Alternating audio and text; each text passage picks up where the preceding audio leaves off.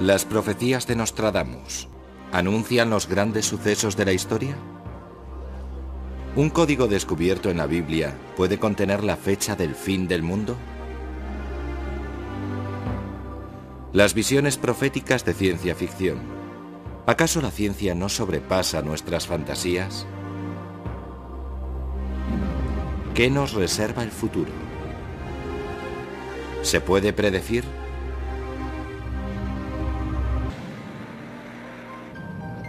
La Guerra del Golfo, ¿estaba escrita? Semanas antes de que estallara, unos investigadores descubrieron un código oculto en las letras de la Biblia. Decía: Saddam, guerra, 18 de enero de 1991.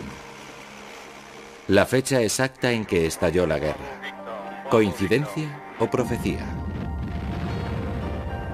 Siempre se ha sospechado que la Biblia contiene un código secreto. El libro de Daniel profetiza el descubrimiento de un libro sellado que no se abrirá hasta el fin de los días. En 1993, un ex reportero del Wall Street Journal quiso investigar si este código podría ser el propio libro de El fin de los días.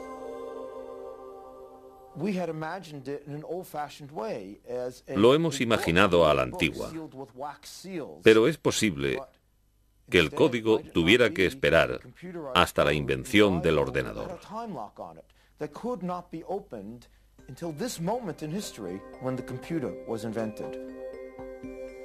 No es la única profecía codificada en la Biblia descubierta por los investigadores. El libro sagrado también contenía los nombres y fechas de algunos hechos históricos, como los asesinatos de Abraham Lincoln y John Fitzgerald Kennedy, el alunizaje del Apolo, la Revolución Rusa, el terremoto que arrasó China en 1976, el choque de un cometa con Júpiter en 1994 y un sinfín de acontecimientos históricos. ¿Cuál es el secreto?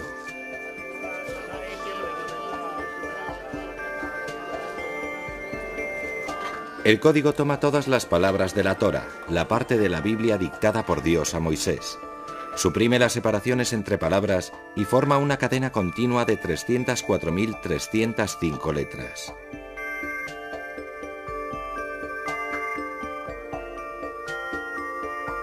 Entonces el ordenador selecciona secuencias de letras aleatorias como una letra de cada 5 o de cada 47 o de cada 500. Las letras seleccionadas se pueden unir para formar palabras.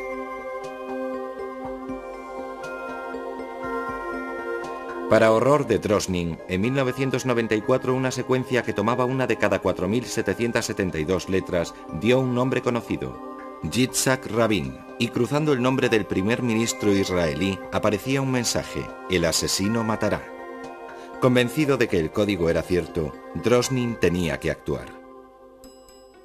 Advertí al primer ministro, le dije, la única vez que sale su nombre en la Biblia, lo cruzan las palabras el asesino matará, y debería tomárselo en serio, porque los asesinatos de John y Robert Kennedy también están cifrados en la Biblia. Creo que está usted en peligro, pero que este se puede prevenir. Rabin ignoró la advertencia. Fue asesinado el 4 de noviembre de 1995. El nombre de su asesino, Yigal Amir, también apareció en el código. ¿Extraña coincidencia o astutos juegos de números? Suponiendo que las palabras de la Biblia nos den un código, ¿cómo pudo ocurrir?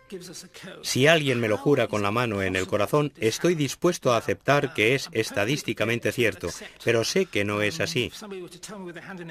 Pues los estadísticos pueden demostrar muchas cosas, imponiendo su criterio, cuando éstas ya han pasado. Es el único verdadero. Es incuestionable.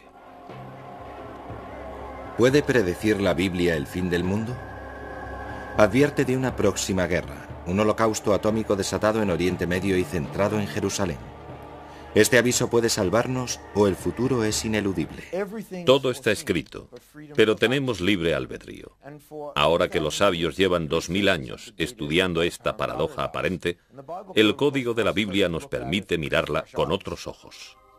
Algunos de los matemáticos que revelaron el código en la Universidad Hebrea de Jerusalén han expresado sus dudas sobre las certezas de Michael Drosnin. Los escépticos aseguran que cualquier cadena de letras aleatoria puede cifrar hechos futuros. Con tiempo suficiente, un ordenador y un buen programa de matemáticas, podemos incluso encontrar la historia del mundo cifrada en la guía telefónica. Mero resultado de la probabilidad.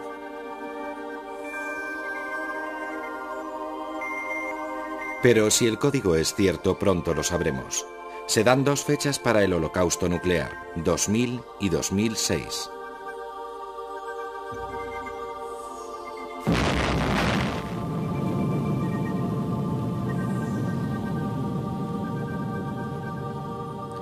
¿Debemos creer en tales profecías? ¿O en las profecías solo se cree demasiado tarde?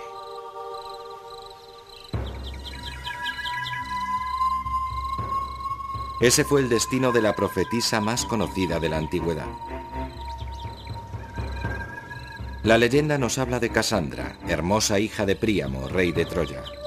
El dios Apolo le dio el don de la clarividencia. Como ella le negó su amor, él se vengó con una maldición. Sus profecías siempre serían ciertas, pero nadie la creería.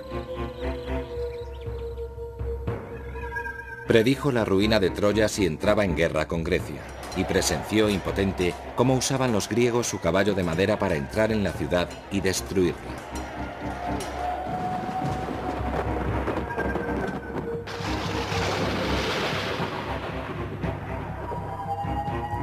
Desde los antiguos profetas a los actuales especuladores en bolsa, la gente siempre ha querido adivinar la suerte.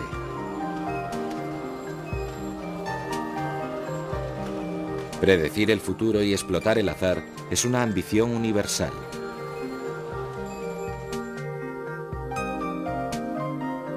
Apostar a la ruleta, a los dados o a las carreras de caballos puede hacer y deshacer fortunas.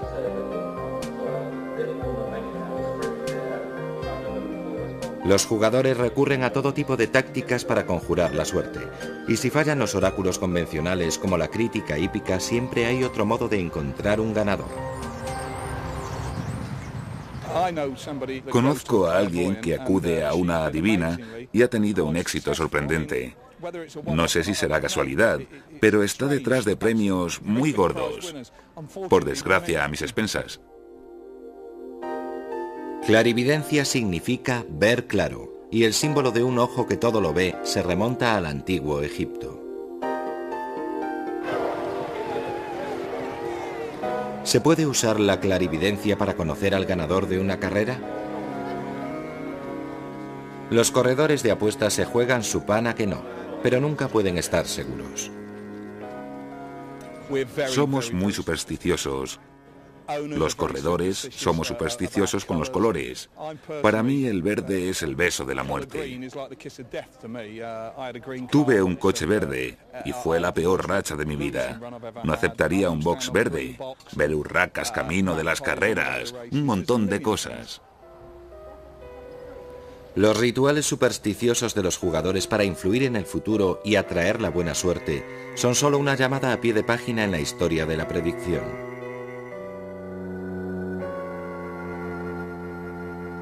La cartomancia es uno de los métodos más antiguos de predecir el futuro.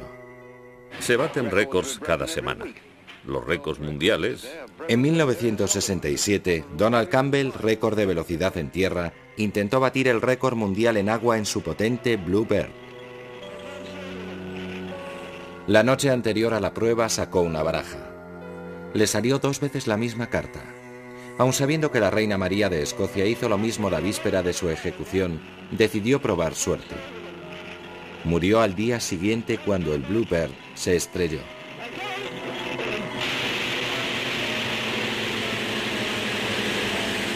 ¿Puede una carta decidir el futuro? El tarot es una de las formas más populares de adivinación. Algunos creen que el tarot surgió en el antiguo Egipto, aunque no existen pruebas. Los gitanos lo usan desde hace 500 años. Cuando los gitanos aprendieron a usar las cartas y las incorporaron a su parafernalia, se difundió su uso para adivinar. Las cartas del tarot se interpretan en función de una serie de figuras, los arcanos. Las cartas se sacan de una en una y cada una proporciona información. Es un consejo. La reina de espadas indica a una mujer con una inteligencia incisiva. En este caso te dice, escucha su consejo. Cuando el echador del tarot ya tiene una idea de la personalidad de su cliente, puede sacar cartas para ver su futuro. Se saca la última carta. Es una carta muy seria, un aviso. Esta carta es la torre alcanzada por el rayo, y la única importante que aparece en esta mano. Advierte que si te planteas el futuro de forma demasiado rígida, sin flexibilidad, puedes tener serios problemas. Existe un fenómeno psicológico llamado efecto Barnum, por el famoso artista de circo que decía, cada minuto nace un primo. El efecto Barnum consiste en aceptar afirmaciones ambiguas y generalizadas sobre la personalidad como algo que te define exclusivamente. Es cierto que cuando viene a que le eches las cartas, la gente está muy receptiva y hay que elegir bien las palabras, pues se puede programar inadvertidamente a alguien. Como en la programación accidental, en una lectura de tarot uno puede ser víctima de sus propias fantasías.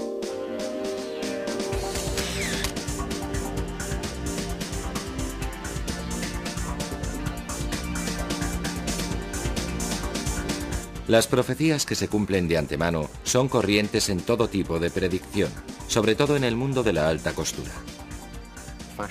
La moda trata de futuro, no del momento presente, ni desde luego del pasado.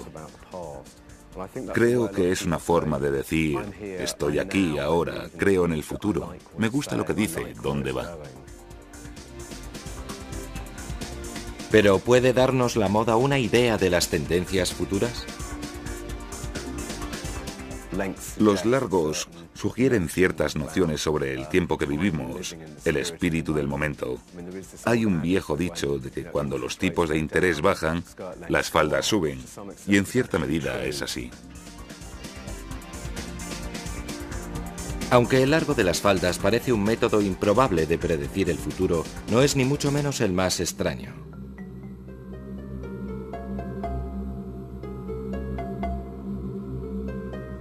En el año 44 a.C. advirtieron a Julio César que no asistiera al Senado romano durante los idus de marzo, pues un vidente vio su muerte en las entrañas de un animal.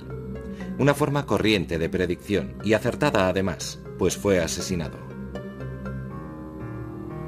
Desde echar los dados o las runas, pasando por la quiromancia, la numerología y el espiritismo, toda actividad u objeto imaginable ha servido a alguien para adivinar el futuro. Algunos nos siguen fascinando, como el libro chino de los cambios, o I Ching. Pero ahora sus versos herméticos se valoran más por su conocimiento del proceso psicológico de decisión que por su capacidad real de predecir el futuro. Otros, como la ciricomancia, arte de leer aceite en un vaso de agua, empleada por Joseph, profeta del Antiguo Testamento, han caído en desuso. El más raro de todos puede ser la tiromancia, el arte de leer el futuro en la posición de los agujeros de un queso. Como la predicción mediante la moda, estos métodos distan mucho de ser una ciencia.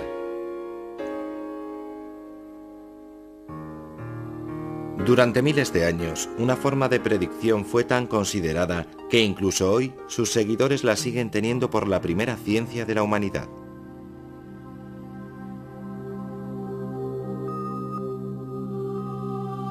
Hoy, el estudio de los movimientos de las estrellas, la astronomía, está separado de la interpretación de su influencia profética, la astrología. Pero hasta hace poco venía a ser lo mismo. Toda civilización avanzada del pasado, desde el antiguo Egipto, Babilonia y China hasta las civilizaciones precolombinas, han practicado la astrología. En India, la constancia más antigua que se conserva de esa ciencia se remonta al 7000 a.C. Hoy sigue requiriendo complejas cartas.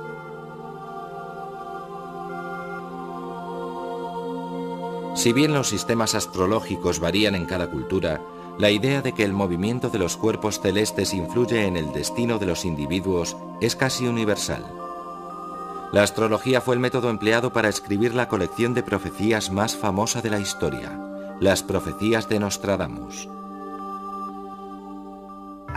Un ejército de fieras cruzará los ríos. La mayor batalla encuentra allí a Hitler. Los grandes hombres serán encerrados en una jaula de hierro cuando este hijo de Alemania no respete la ley.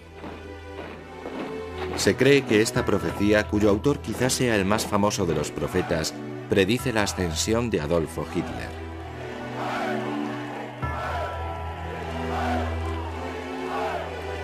Se trata de Michel de Notre Dame, cuyas predicciones están recogidas en 10 tomos llamados Los Siglos, por los 100 versos proféticos o cuartetos que contiene cada libro. En opinión de los expertos, ¿cuántos de estos cuartetos se han cumplido ya? La mayoría de los comentaristas opina que tal vez la mitad, pero si comparamos los sucesos que identifican, ves que cada uno atribuye un sentido distinto a los mismos versos. Nacido en Francia en 1503 en una familia acomodada, a los 16 años, cuando estudiaba en Aviñón, Nostradamus ya era famoso por leer las estrellas. Debutó públicamente poco tiempo después. Una gran alineación de planetas tenía alarmados a sus contemporáneos, para quienes presagiaba el desastre. Consultando sus tablas astrológicas, Nostradamus identificó la misma alineación casi 500 años antes. Como entonces no sucedió nada extraordinario, predijo acertadamente que no ocurriría nada anormal. Fue una entrada triunfal en el campo de la profecía y un método que emplearía a fondo en su última obra.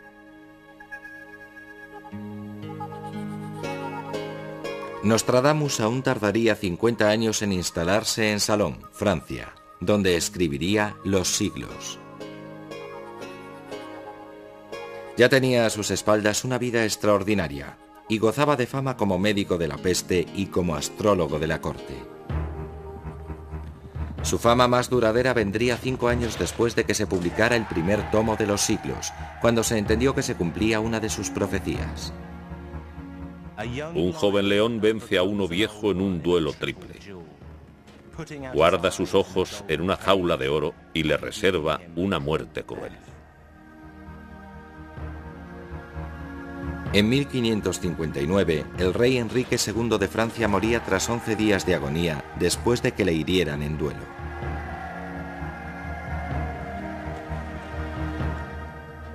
Pese al hermetismo de sus profecías, la reputación de Nostradamus quedaba garantizada. Pero, ¿qué tipo de hombre fue? Fue un hombre de su tiempo, nada que ocultar. Una época tanto de ciencia y descubrimiento como de alquimia y superstición. Tenía una gran cultura. Escribió sus versos en un francés con gran influencia de latín y griego. Ese era el estilo de la época. Se cree que Nostradamus aplicó 2 métodos de predicción. El primero, un refinamiento de la técnica astrológica empleada en su juventud. Convencido de que la historia se repite, calculaba la posición de las constelaciones en el momento de hechos pasados y calculaba cuándo se repetirían. Y para esa ocasión Nostradamus ideaba otro gran suceso en el mismo lugar. Predice una revolución que devastará el mundo, tras la que nada volverá a ser igual, cosa que piensa mucha gente, y que durará 73 años y 7 meses, lo que duró la Revolución de Octubre de la Unión Soviética hasta el verano de 1991. También predice que alguien de algún lugar situado en los 50 grados de latitud renovará la Iglesia, y el Papa actual es de Cracovia, que está situada a 50 grados. Su otro método de predicción era un espejo mágico.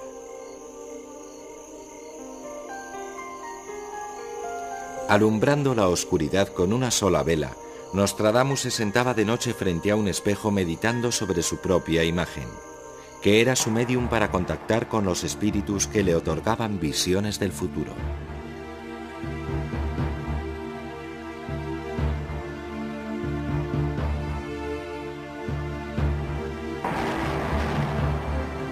¿Era esta la explicación de sus llamativas predicciones o todo era debido a razones terrenales? Había gente que le hacía la vida imposible. Si era demasiado concreto, le acusaban de magia negra. Y debía ser cierto. Le acusaron de ser un brujo. Supongo que era así. Lo fue.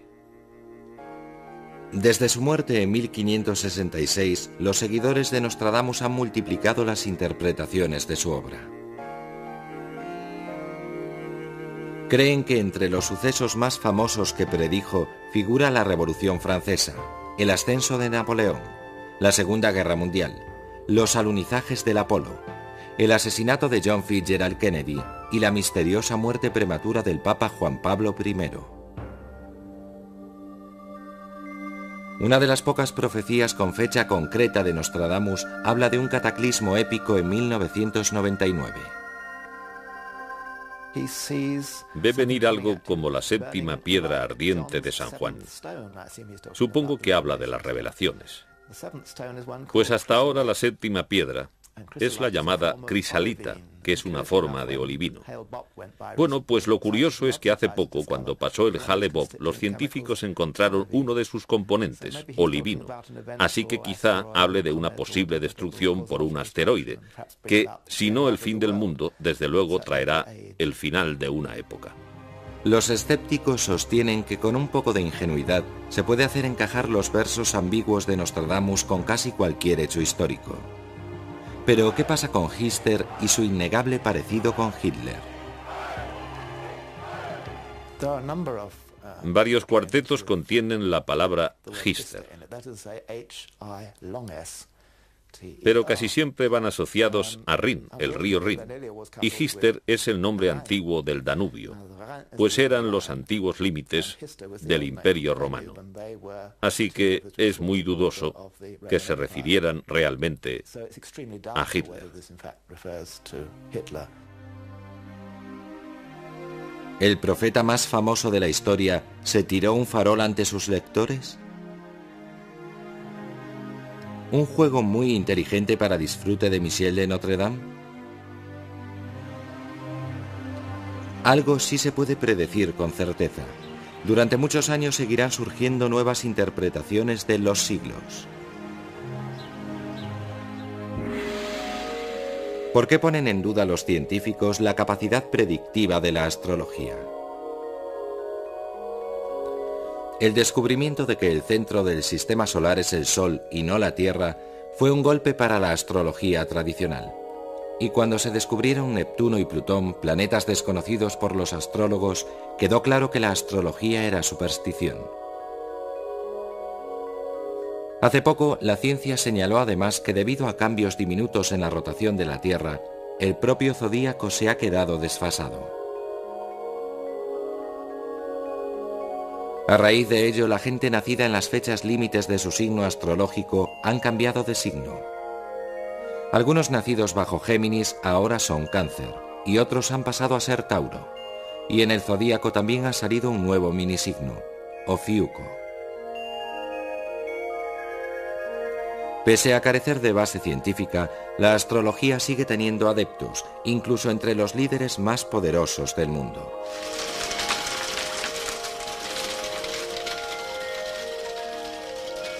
¿Puede encontrar la ciencia alguna prueba de la existencia de poderes proféticos? Empleando metodologías científicas adecuadas, se puede comprobar en laboratorio cualquier capacidad de precognición. Descartamos todos los factores que podrían inducirnos a creer erróneamente que está pasando algo, para que no haya fraude, ni camelo, ni autoengaño, y vemos si al final queda algún poder mental. Los parapsicólogos usan diferentes pruebas para averiguar la verdad sobre los poderes mentales. Algunas intentan descubrir la capacidad de clarividencia. Por ejemplo, se somete a la persona a un estado de privación sensorial y se le pide que prediga el contenido de un vídeo elegido al azar.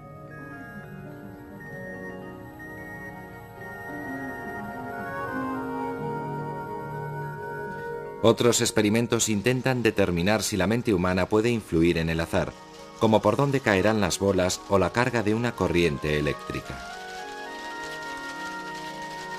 Pero los parapsicólogos no han encontrado pruebas de la existencia de poderes mentales. ¿Se llegará a resolver el tema de una vez por todas?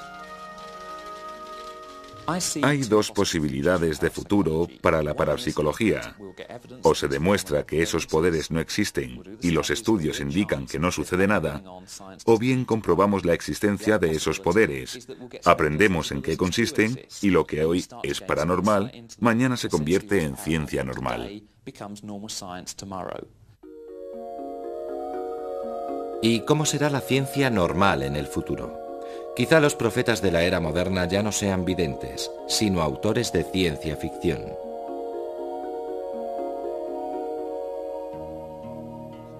H.G. Wells, autor británico de La máquina del tiempo y La guerra de los mundos, es recordado no solo como padre de la ciencia ficción, sino como profeta por derecho propio. Podemos decir que Wells inventó el futuro en el sentido de poder pensar en él lógicamente, y no a la Nostradamus.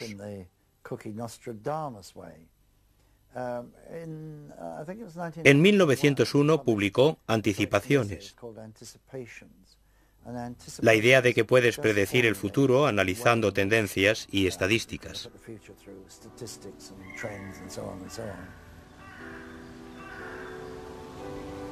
De joven, Wells vivió con su madre sirvienta en el lujoso Upper Hall. Mientras los aristócratas disfrutaban de las estancias luminosas del piso alto, los criados permanecían en las dependencias subterráneas reservadas al servicio.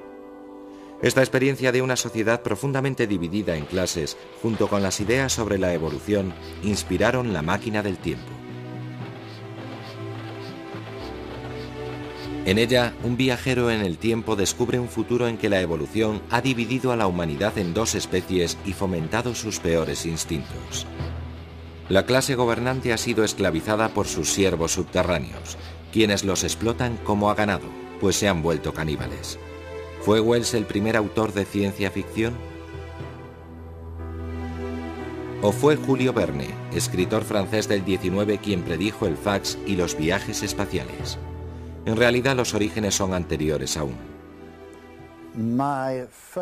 En mi opinión, empezó con Frankenstein o El moderno Prometeo de Mary Shelley, publicado en 1818.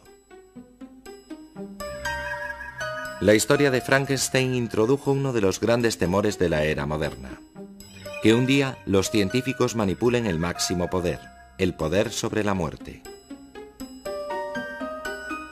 Un espectro que resultaba aún más aterrador en tiempos de Mary Shelley, pues los primeros experimentos eléctricos parecían sugerir la posibilidad de que una corriente eléctrica reanimara a los cadáveres.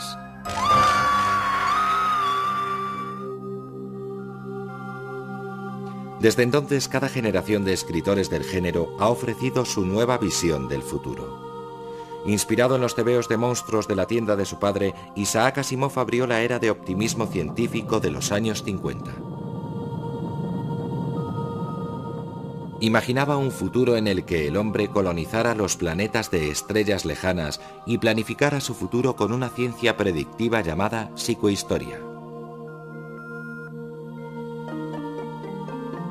Su mayor aportación a la ciencia ficción fue el robot. Los autómatas han asombrado al público desde el siglo XIX. En los años 20, la palabra robot empezó a designar un hombre mecánico que hacía trabajos absurdos. Era una metáfora sobre cómo la automatización reducía a los trabajadores al nivel de meros engranajes. A partir de Asimov, los robots dejaron de parecerse a Frankenstein. Lo llamo el complejo de Frankenstein. La gente cree que los robots se volverán contra ellos, cosa que no creo muy probable que ocurra en el sentido literal de levantarse contra su hacedor y cobrarse diente por diente. Pero en un sentido abstracto, es exactamente lo que sucederá. En los años 60, Philip K. Dick, creador de Desafío Total y Blade Runner, rompió la convención del género y predijo un futuro mucho más triste, donde nada es lo que parece e impera la conspiración. Horrorizado por el despilfarro de la cultura consumista, prevé mundos poblados por copias, clones y replicantes. Seres artificiales casi idénticos a sus modelos.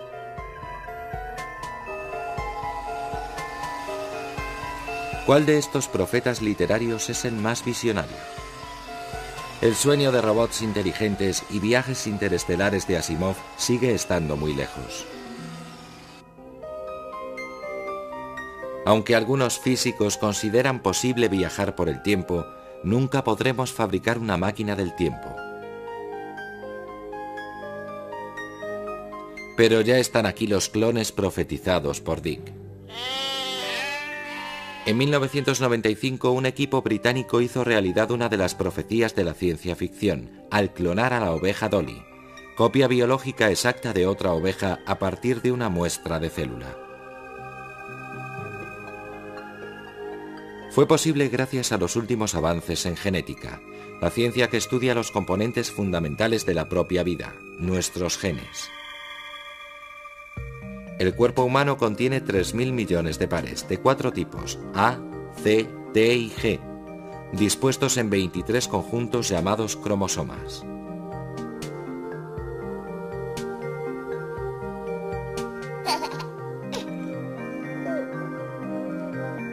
Si se modifican los genes de esos cromosomas, las generaciones futuras pueden tener la capacidad de producir bebés de diseño y elegir de antemano su sexo, color y complexión. Se puede prolongar la esperanza de vida cambiando órganos deteriorados por otros clonados.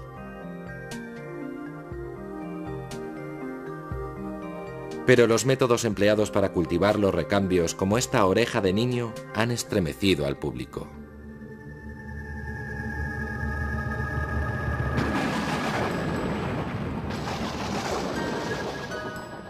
Frankenstein, una criatura hecha de piezas ajenas. La ficción profética de Mary Shelley ya es un hecho. Pero algunos afirman que la genética también permitirá responder a la pregunta que se han planteado los pensadores durante años. En el siglo XIX, la supuesta ciencia de la frenología pretendía que la forma del cráneo reflejaba nuestra personalidad. Un frenólogo italiano, Cesare Lombrosi, llegó a afirmar en su Atlas del hombre criminal que por la forma de la cara se podía saber si alguien era violento, cruel o proclive a la demencia. ¿Nuestra cara o la disposición de nuestros genes pueden predecir nuestro futuro?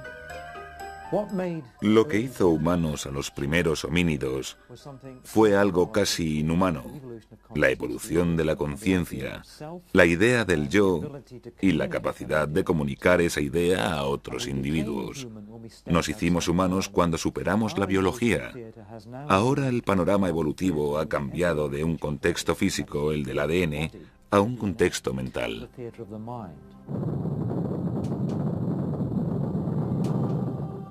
Hemos evolucionado de forma espectacular. Podemos volar, y no gracias a nuestros genes, sino gracias a nuestro cerebro. Eso es lo que diferencia al hombre, es lo que le hace único. Quizá un día podamos conocer nuestro destino biológico, los trabajos que más nos van, las enfermedades que podemos contraer en la vejez, incluso la fecha en que se detendrá nuestro corazón. Con esa información, ¿Permitirá la genética cambiar nuestro futuro? Por mucha predicción genética que tengamos, nunca podremos controlar del todo lo que nos pasa. Hay mucho azar en la vida y gente que parece propensa a morir a los 50 puede sufrir un accidente antes. Hemos vencido a la selección natural en su terreno porque, para que funcione, tienen que sobrevivir unos cuantos individuos y transmitir sus genes, mientras que otros deben morir y no transmitir sus genes.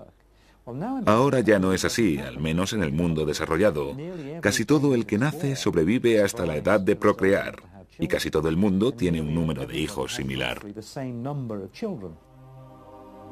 Con la terapia genética, las generaciones futuras vivirán muchos más años con buena salud. Podrán manipular la biología para crear no solo versiones mejoradas de plantas y animales existentes, sino nuevas formas de vida. Aunque jugar a ser Dios puede traer consecuencias. El deseo nazi de crear una raza superior desembocó en un holocausto. ¿Qué otros peligros nos acechan? La evolución es como montar en bici.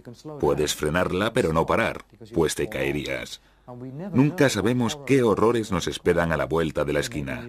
Pueden ser nuevas enfermedades como el SIDA.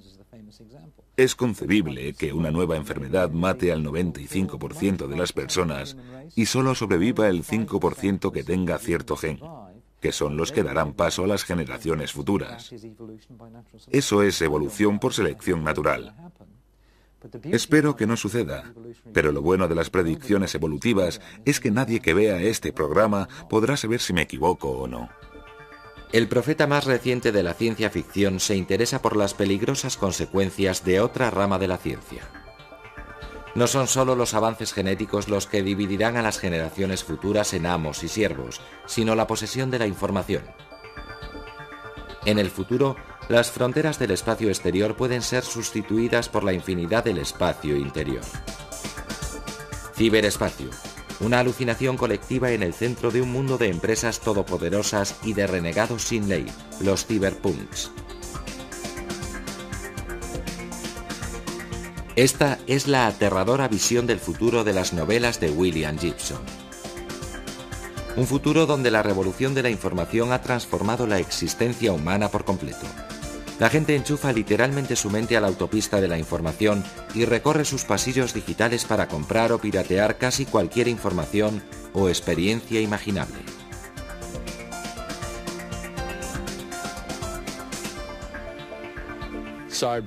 Ciberespacio. Una alucinación consensuada compartida a diario por miles de millones de operadores. En todas las naciones donde se enseñan conceptos matemáticos, una representación gráfica de datos enviados desde los ordenadores hacia la percepción humana. Las novelas cyberpunk están llenas de inventos de alta tecnología. Inventos microscópicos que patrullan las venas en busca de enfermedades. Implantes de chips para multiplicar el poder del cerebro y el sistema nervioso. Máquinas que copian, guardan y reproducen la personalidad en un disco compacto. ¿Podrían hacerse realidad esas previsiones? ¿Qué opinan los historiadores del género de sus poderes proféticos? Creo que la ciencia ficción es un medio de abordar los miedos y esperanzas de la humanidad en cualquier momento. En cuanto a su calidad profética, no es ni la mitad de útil que la reflexión sobre el futuro como espejo que refleja el presente.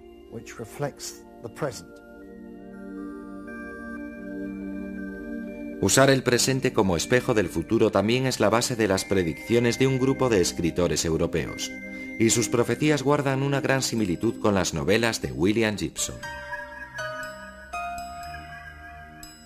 Ven las semillas del futuro en la decadencia presente, sobre todo en las ciudades. El futuro, aseguran, será una nueva Edad Media.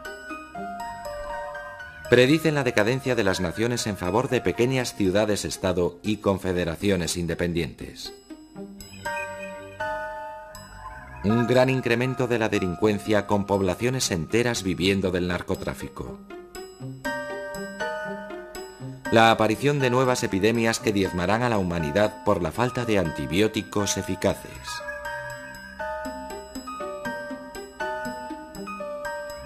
Ciudadanos corrientes se verán obligados a vivir en fortalezas como las ciudades amuralladas del medievo, comunicándose con el exterior por vías como Internet, y por lo demás, a merced de un mundo imprevisible.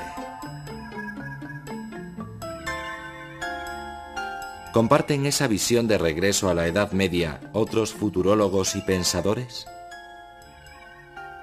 En toda sociedad hay fatalistas que creen tener muy poco control y que la capacidad de supervivencia está limitada por el ritmo al que surgen los riesgos. Probablemente el fatalismo sea la fe en la decadencia a largo plazo. ¿Y qué técnicas usan los futurólogos para predecir el futuro? Una técnica utilizada frecuentemente es el desarrollo de hipótesis. Nada que ver con las herméticas profecías de Nostradamus o las anticipaciones de H.G. Wells. Se han apuntado éxitos notables.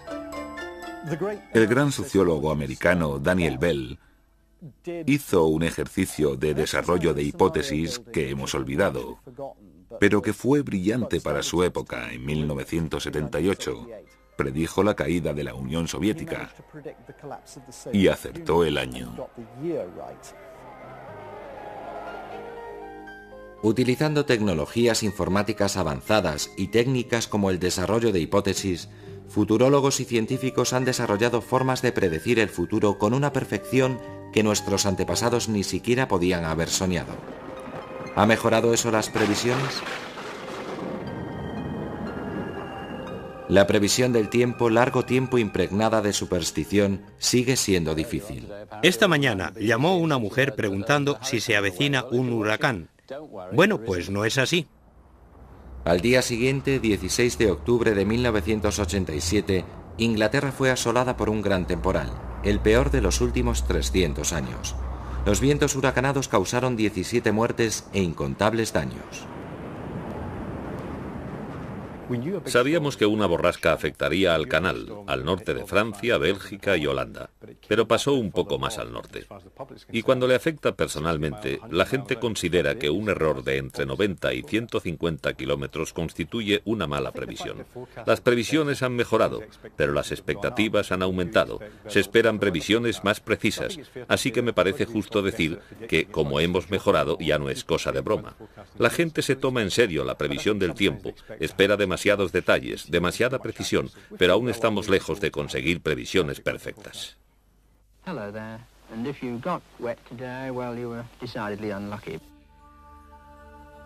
Otros tuvieron peor suerte aún. Cuando en el siglo XIX las universidades empezaron a enseñar economía, las críticas siempre la apodaron la ciencia lamentable, por su pésimo historial de predicciones. Las teorías económicas de Marx predecían la caída del capitalismo y una revolución mundial iniciada en los países industrializados de Europa. Pero la revolución estalló en Rusia, el país menos industrial de Europa. Resultado de la agitación política y no destino económico. Y la cosa no ha mejorado. Durante las 3 últimas décadas, los economistas no han sabido prever 3 de los 6 grandes giros de la economía mundial que desembocaron en crisis bursátiles. Incluso la previsión de inflación es especulativa. Pero los economistas no son los únicos. Algunos de los predictores mejor equipados del mundo fallan sistemáticamente. Los expertos de inteligencia americana no supieron prever la invasión de Kuwait por Saddam Hussein, la invasión soviética de Afganistán y el desmembramiento de la Unión Soviética en 1989.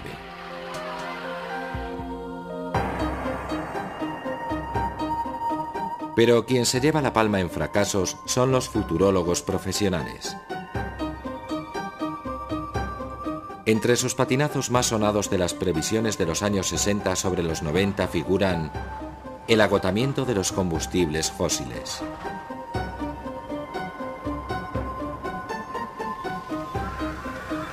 Una explosión demográfica tan fuerte que la agricultura mundial no podría alimentar. Nuevas enfermedades mentales como la crisis de futuro, debida a la velocidad del cambio tecnológico. Cada año gastamos montañas de dinero en predecir o especular sobre el futuro.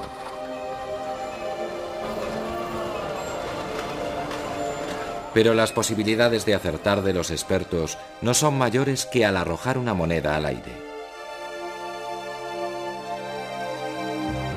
Aunque las ciencias físicas saben predecir desde la trayectoria de un cometa hasta el sexo de un feto, la ciencia no sabe predecir el comportamiento humano.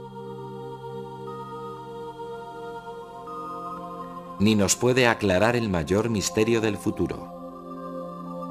¿Qué hay después de la muerte? La experiencia cercana a la muerte es un fenómeno que afecta a personas que, inconscientes, en estado crítico, luchan por su vida. La noche siguiente al parto de mi primer hijo, recé para morir porque no soportaba el dolor.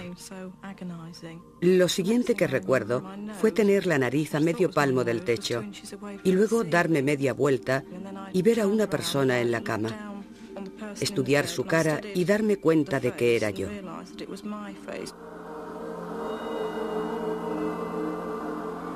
Entonces entré en un túnel con una luz muy brillante al final.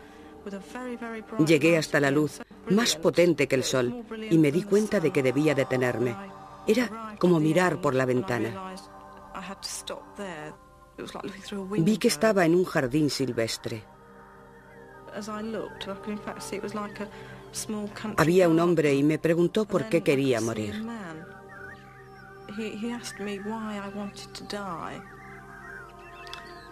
Recuerdo que me pregunté si era mi abuelo, que murió cuando yo tenía 9 años.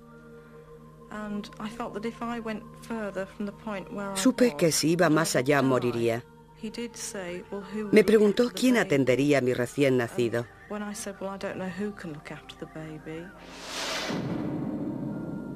Entonces sentí que estaba de vuelta en mi cuerpo. Había tomado esa decisión. No fue un sueño. Ocurrió de verdad.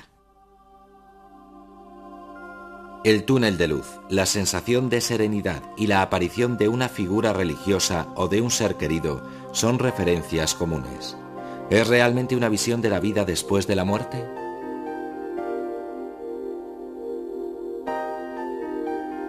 Los estudios médicos indican que esas experiencias tienen su origen en el sistema límbico del cerebro, importante en la percepción de la luz, pero que cuando le falta oxígeno o en caso de lesión o de ingestión de drogas, puede provocar éxtasis. Posiblemente las experiencias próximas a la muerte no sean más que una secuela biológica de lesiones graves. ¿Eso es todo? El médico me dio un puñetazo. Primero levantó la mano y luego me golpeó. Me metió por la garganta un embudo de plástico. El hombre me lo metió al revés y me aflojó algunos dientes. Yo estaba furioso, pero no el cuerpo que yacía en la mesa. Me enfadé viéndole hacer desde arriba. Otro médico agarró con las 2 manos una jeringuilla con una aguja larguísima y me pinchó el corazón. Luego ajustaron la máquina y me colocaron en el pecho esos discos redondos y me golpearon 2 veces.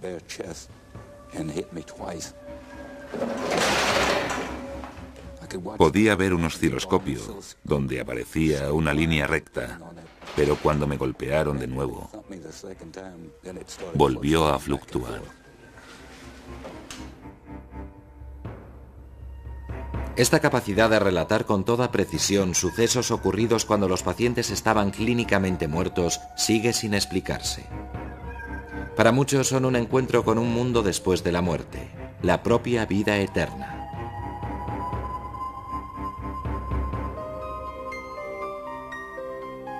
¿Qué nos reserva el futuro? Cuanto más lo estudiamos, más incierto se vuelve. ¿Y si descubriéramos que nuestro destino está escrito en las estrellas o escondido en un códice, ¿de verdad querríamos saberlo?